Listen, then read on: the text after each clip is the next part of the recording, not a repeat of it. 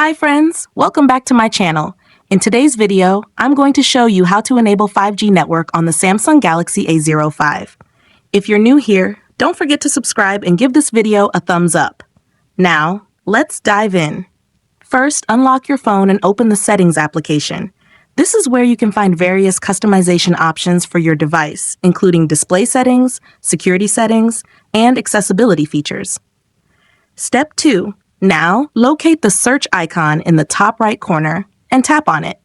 The search feature makes it much easier to find specific options without having to scroll through multiple menus manually. Step 3. In the search bar, type Network Mode and wait for the results to appear. This option allows you to adjust your phone's network settings, ensuring the best connectivity for your device. Step 4. After performing the search, find Network Mode in the results and tap on it. Then, tap again. This will take you to the Network Settings menu, where you can choose the preferred network type for your phone. Step 5. For the last and most important step, you'll see the available network mode options. To enable 5G, select the option that includes 5G mode. Once you select this, your phone will instantly switch to the 5G network when available.